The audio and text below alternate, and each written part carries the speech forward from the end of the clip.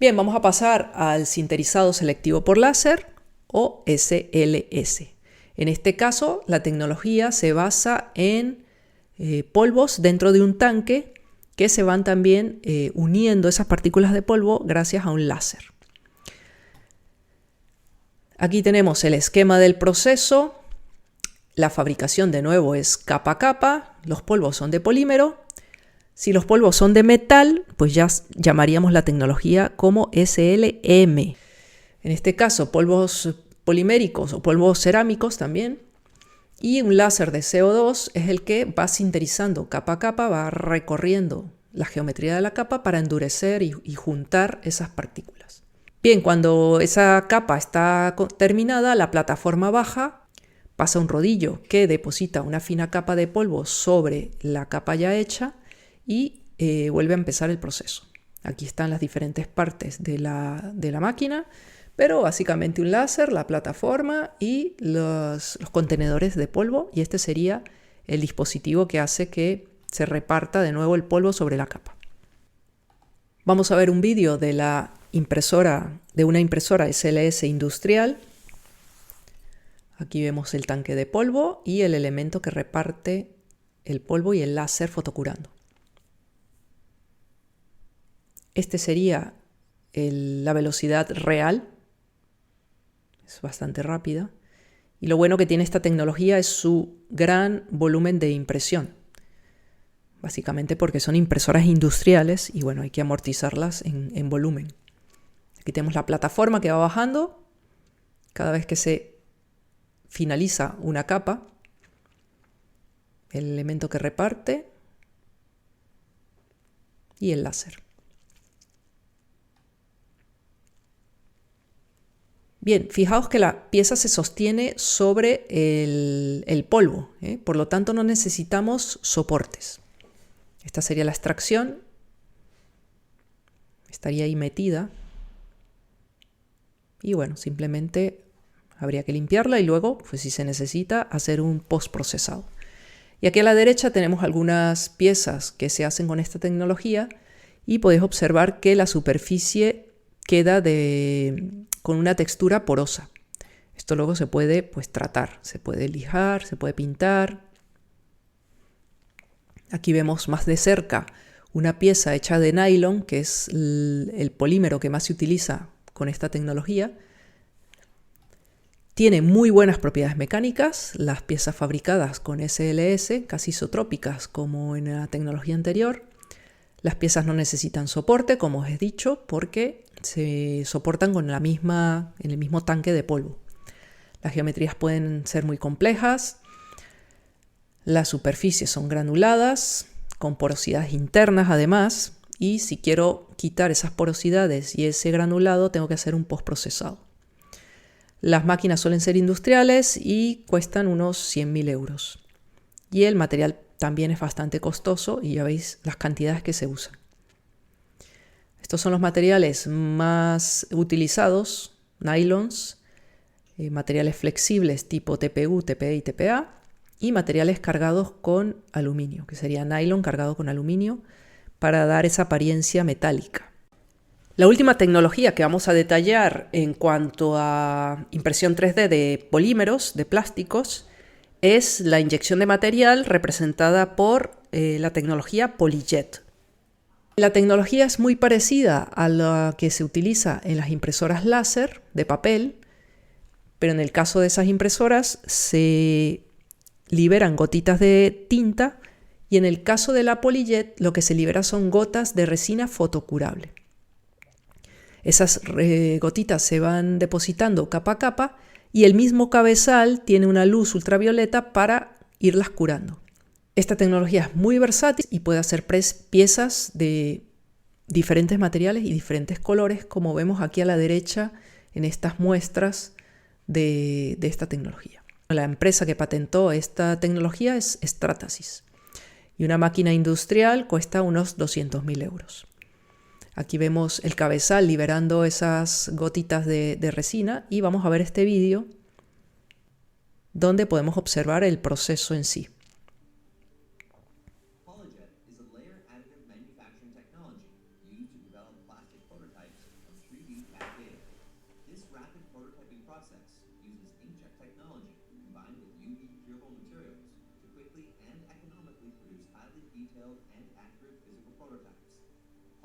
is one of the fastest prototyping processes available to develop high-precision physical parts and is ideal for smaller parts, appearance models, and master patterns.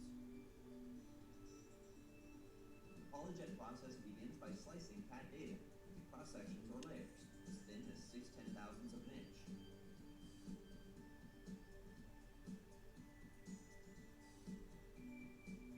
The data is then transferred to the PolyJet machine, which begins constructing the object one layer at a time.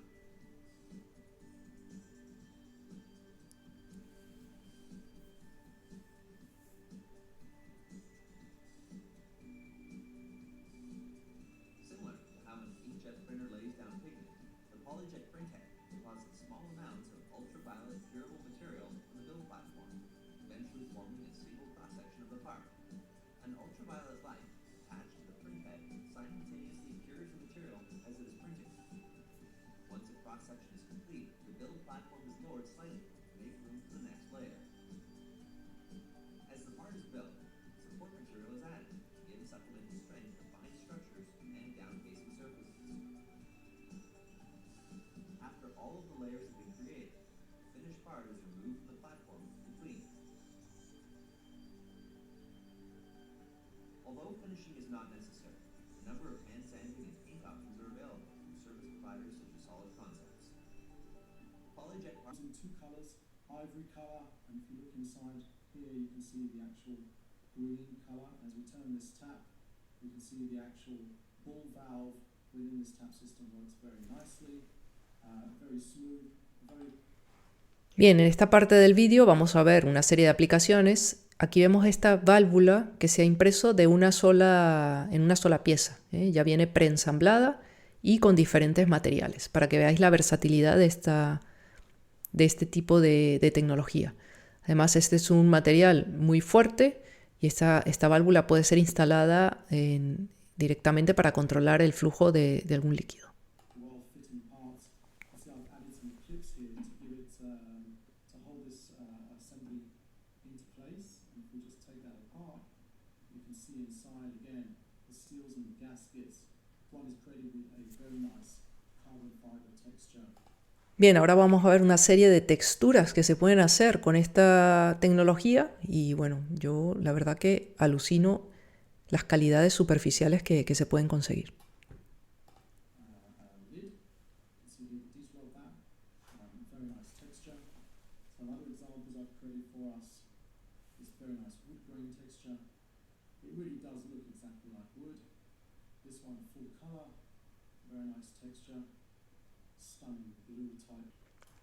Y estos serían los materiales más utilizados en esta tecnología. Tendríamos materiales de soporte, materiales para imprimir estructuras como si fuesen huesos, materiales flexibles, materiales transparentes, más de 500.000 de colores, materiales elásticos, materiales que resisten alta temperatura, materiales rígidos, materiales que resisten al rozamiento y materiales pues, de ortodoncia, biocompatibles. Bueno, multitud de materiales y con multitud de aplicaciones. Sin embargo, estas impresoras, pues como os digo, pueden costar de 200.000 a $500.000 de euros. La última tecnología que vamos a detallar es la SLM, que es muy parecida a la SLS, es decir, ambas trabajan con un tanque de polvos, pero en este caso esta tecnología trabaja con polvos metálicos para hacer piezas metálicas. SLM significa fusión selectiva por láser y una variante de esa tecnología es la DMLS, que es la sinterización directa por láser de metal. La diferencia principal entre esas dos tecnologías es que la SLM funde las partículas de polvo metálico y la DMLS las sinteriza. Recordad que sinterizar es unir partículas sin fundir. Bien, se producen por supuesto piezas metálicas como esta que vemos aquí en la figura. Esta es una pieza de acero inoxidable y como podéis sospechar, el láser pues, es mucho más potente que en las tecnologías anteriores. Todas las piezas, o la mayoría, necesitan postprocesado para poder quitar los soportes y esas piezas tienen que tener un tratamiento térmico porque al utilizar un láser de mayor potencia, también voy a tener mayores diferencias térmicas en la pieza. Y eso crea tensiones residuales. Bien, este sería el proceso, como os digo, muy parecido al del SLS, tanque, rodillo, que va pasando y va cubriendo la capa ya hecha, y el láser. Entonces no vamos a entrar más en detalle. Bueno, esto sería ejemplos de cosas que se pueden hacer, ¿vale? Aquí os dejo los links. Y tenemos como parámetros críticos la potencia del láser, por supuesto, la velocidad de escaneo del láser, qué patrón voy a seguir con el láser recorriendo capa a capa. Es muy importante también el tamaño de las partículas y cómo las voy a compactar dentro del tanque que las contiene. También el entorno y la base tienen que estar calefactadas y en un entorno especial para que el metal no se oxide y no se deforme térmicamente aún más. Y hay que tener mucho cuidado también en el manejo de los polvos metálicos y bueno, en general de cualquier partículas de polvo, incluso del colacao. Hay algún vídeo en internet donde se muestra a un chaval haciendo una antorcha de fuego con un encendedor y un sobre de colacao, ¿eh? Entonces son muy inflamables los polvos, por lo tanto hay que tener mucho cuidado en cómo se almacenan, en que no haya chispas en ese entorno, etc. Vale, en definitiva y en conclusión, es un proceso bastante complejo. Además, las impresoras de SLM, pues como podéis imaginar, son mucho más costosas que las que hemos comentado anteriormente. Pueden costar desde $500,000 hasta varios millones. Bien, el proceso de fundición de las partículas se puede ver en este gráfico de la izquierda, donde vemos que el láser ha pasado de derecha a izquierda. Aquí tendríamos ya los granos fundidos, formando su estructura cristalina, uno sobre otro. Luego, justo donde está incidiendo el haz de luz, el láser, tendríamos un material fundido. Luego tendríamos el material sin fundir, que sería en estado de polvo. Aquí tendríamos las capas previamente fundidas y solidificadas. Y como ocurría en la tecnología del SLS, el haz de luz tiene que solaparse tanto en el plano vertical como en el plano horizontal. Por eso tenemos aquí una pequeña capa de sustrato ya solidificado que se va a refundir. En este caso, como en el anterior, las piezas que se producen son isotrópicas. Aquí tendríamos una foto con microscopio de las partículas sin fundir y este sería después de que pasa el láser, las partículas ya fundidas. En cuanto a los materiales, pues tendríamos aleaciones de aluminio, de acero inoxidable, de titanio, cobalto cromo, níquel y metales preciosos.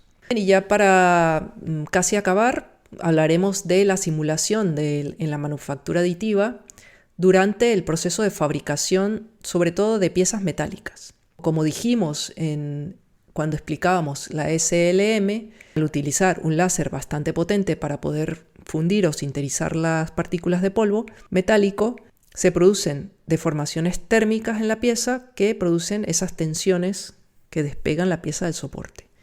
Pues existe una serie de software que analizan las posibles contracciones para que el diseñador las compense de alguna manera. Bien sea estableciendo unos parámetros de impresión definidos o rediseñando la pieza. Y se está avanzando mucho en el desarrollo de software CAE para saber las propiedades mecánicas de las piezas impresas, tanto en metal como en las otras tecnologías que hemos visto. Estas serían unas imágenes del modelo de simulación de las piezas impresas y fijaos, se destaca en el software dónde estarían las mayores deformaciones en la pieza. Y aquí vemos que efectivamente esas tensiones residuales térmicas han hecho que la pieza se deforme separándose, haciéndose evidente porque se separa del soporte. Entonces, el flujo de trabajo sería diseñar la pieza, pasarla a través de un software de fabricación, ver las deformaciones, ver las temperaturas, rediseñar y ya pasar al producto final para fabricarlo con mayores garantías, porque una pieza que salga mal en una impresora FDM, como nos saldrán muchas allá en el UR Maker, pues tampoco es demasiado gasto. Pero una pieza metálica con toda la energía que necesita el láser para fundir las partículas, más el coste de ese material ya desperdiciado, pues haría un proceso muy ineficiente. Y por eso es tan importante la utilización de los software CAE a la hora de definir los parámetros y los diseños de piezas metálicas. Este es un ejemplo de una pieza que se ha rediseñado observando las contracciones que va a sufrir durante y luego del proceso. Este sería la geometría deseada. Esta sería la geometría simulada resultante del proceso de fabricación. Y para que esto no ocurra, pues se compensa la geometría de esta manera, se rediseña la pieza haciéndola que tenga esta forma para que cuando se dilate y se contraiga durante el proceso de fabricación nos quede la pieza como la que deseamos. Bueno, estas transparencias son a modo de resumen. Aquí tenemos a la izquierda máquinas y tecnologías que producen piezas en plástico, en polímeros, y a la derecha tendríamos la impresión 3D de metal. Os he dejado aquí unas impresoras 3D de escritorio representativas de estas tecnologías. En la FDM, que es la de filamento fundido, tendríamos las Ultimakers, por ejemplo la Ultimaker 3S, costaría unos 4.500 euros y produciría piezas como la naranja del centro, que produce piezas funcionales con acabado superficial, vamos a decirlo medio, porque se le notan las capas. Luego tendríamos la SLA, que es una impresora de resina líquida, en este caso representada por la Form 3+, de la empresa Forlabs, cuesta unos 5.200 euros y produce piezas como esta azul, de aquí abajo de la izquierda, con muy buen acabado superficial. Claro, esto después del postprocesado. Luego tendríamos la SLS, representada por la Fuse 1+, es una máquina de escritorio de lecho de polvo. Pensaba que no había de escritorio, pero he encontrado esta, también de la empresa Forlabs. Y bueno, ya nos subimos a 26.000 euros. Produce piezas como esta gris de la derecha con superficie rugosa y bueno, ya dijimos que podría tener porosidades interiores. Entonces haría falta un postprocesado para eliminar esas porosidades. Lo bueno de estas tecnologías, pues que la de FDM, la de filamento fundido, pones la pieza a imprimir y ya sale prácticamente así como está aquí y se puede utilizar. La SLA, tengo mejor acabado superficial, pero esta pieza luego de sacarla de la impresora, luego de imprimirse, tiene que pasar por un proceso de lavado para eliminar la resina sobrante. Tenemos que quitarle los soportes, que por lo general tienen las piezas que se imprimen por esta tecnología. Y lo último sería hacer un proceso de curado posterior para dar más rigidez a la pieza. Por lo tanto, pues eso, necesita un postprocesado más profundo que la de FDM. Y luego la SLS, por lo general las máquinas industriales son con un volumen de impresión más grande y podría imprimir más piezas a la vez. Lo bueno de esta tecnología también es que no necesita soporte, porque el mismo lecho de polvo soporta las piezas. Bien, y a la derecha tendríamos las de metal. Son mucho más caras. Por ejemplo, la HP Metal Jet, que es la máquina que está aquí en el centro de la foto de arriba, costaría unos 400.000 euros. Y además de comprar la máquina, haría falta comprar otras estaciones más. Por ejemplo, la de los manejos de los polvos de metal y los módulos de postprocesado, pues de limpieza, curado, etc. Pero bueno, podemos tener piezas metálicas, todo lo complejo que queramos con esta tecnología. En cuanto a los tiempos de fabricación, si tenemos piezas pequeñas o medianas, en pequeña cantidad de producción, podríamos ir a impresoras FDM. Si queremos mejor resolución, mejor calidad superficial y un poquito más de rapidez, podríamos ir a fabricación a través de SLA, de resina. Si tenemos gran volumen de impresión, o sea, muchas piezas a la vez, pues las máquinas SLS, las de lecho de polvo, pues serían más adecuadas porque pueden imprimir, bueno, aquí lo pone, hasta 300 piezas en 40 horas. Sin embargo, puedo utilizar cualquiera de las tecnologías anteriores si tengo una granja de impresoras. Entonces puedo tener una producción en masa, entre comillas, si tengo muchas impresoras imprimiendo la misma pieza a la vez o diferentes piezas. Aquí arriba tenemos una de SLA, aquí abajo Ultimakers, y aquí os voy a poner un vídeo de un módulo que ha hecho Prusa con muchas impresoras y un brazo robótico que va pues quitando las piezas de forma automática de la base de impresión para que haya una impresión continua. Bueno, tenéis el vídeo por si lo queréis ver. Y por último, en cuanto al consumo de energía, tendríamos que la tecnología SLA, la de resina, es la que menos consume, con 0,1 vatio. La FDM tendría un consumo bajo también, de 1 a 10 vatios. La de lecho de polvo, la SLS, depende de la máquina, estaría entre lo que consume la FDM y lo que consume la de metal, la SLM. Y la SLM, por supuesto, la que más consume, de 100 a 1000 vatios. Estas dos últimas serían las que más consumen, básicamente porque se utiliza un láser que va fundiendo o uniendo las partículas. Bien, y ya como resumen, tendríamos como ventajas y desventajas de la manufactura aditiva, principalmente su mayor ventaja es la alta flexibilidad. Es decir, que no necesito moldes ni herramientas especiales para fabricar una pieza y luego cambiar a una pieza totalmente diferente. Por lo tanto, se agiliza el lanzamiento al mercado de los productos. Puedo crear piezas muy complejas por esa tecnología capa a capa, que son imposibles de fabricar por cualquier otra tecnología. Luego tendría la posibilidad de personalizar piezas, como vimos con el Invisalign, con las implantes de cadera, de vértebra, etc. Todo esto que hemos mencionado hasta este punto son características ideales para la industria 4.0. Luego podemos generar piezas acabadas funcionales, los desechos son muy reducidos porque estoy fabricando, agregando material, y dependiendo de la tecnología la energía puede ser muy baja, como en el FDM y en el SLA. Para el metal pues ya el gasto de energía es bastante elevado.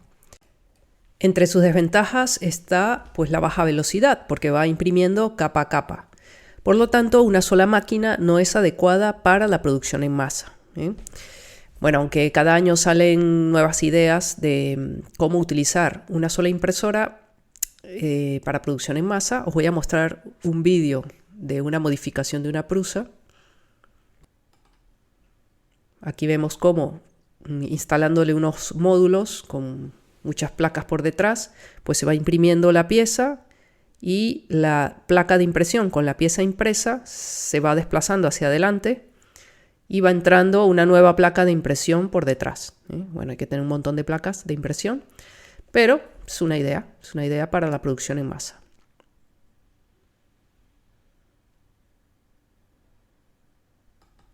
Y bien, como hemos visto en transparencias anteriores, para una producción en masa de forma industrial, lo que se hace es usar una granja de impresoras.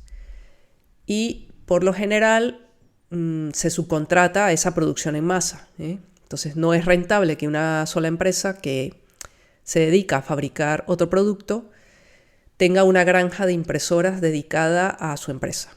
Y aún si no necesito una producción en masa, si no necesito un lote de piezas no tan grande, pues también vale la pena subcontratar, sobre todo en las tecnologías costosas, como la de metal o la SLS, y no comprar las máquinas de 200.000 euros o de $500.000 de euros. Eso no es rentable. Además, porque las tecnologías de manufactura aditiva van evolucionando año a año, no es rentable tener una máquina tan costosa. Otra desventaja sería la propiedad no isotrópica de las piezas impresas con FDM, lo cual no ocurre en las piezas impresas con las demás tecnologías. Y por otro lado, las opciones de acabado, materiales y colores son relativamente menores que para la inyección de plástico, pero aún así año a año salen más materiales, más acabados, etc. Y por último, la baja precisión, que va a depender también de la tecnología. Tenemos una precisión mínima de unas 20 micras. Eso le da en general a la manufactura aditiva una baja calidad. Pero como hemos visto en las transparencias anteriores, se le puede dar un postprocesado a las piezas y obtener un acabado como el de la inyección de plástico. Y hay numerosas tecnologías de manufactura aditiva que no hemos visto. Listo aquí algunas de ellas. Vamos a destacar la Direct Energy Deposition, que se llama DET, que sirve para fabricar piezas metálicas. Vamos a ver el vídeo. Esta tecnología funciona con partículas de polvos metálicos que se introducen en el cabezal, el cual tiene ya incorporado un láser.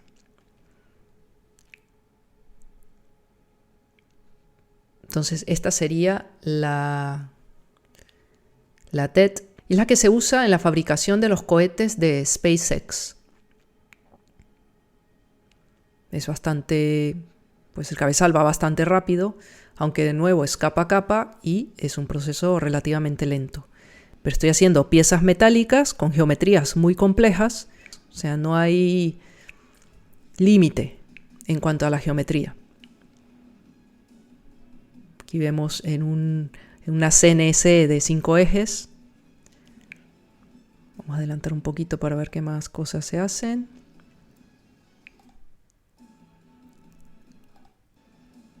Aquí está imprimiendo una textura. Y bueno, esta tecnología es muy interesante.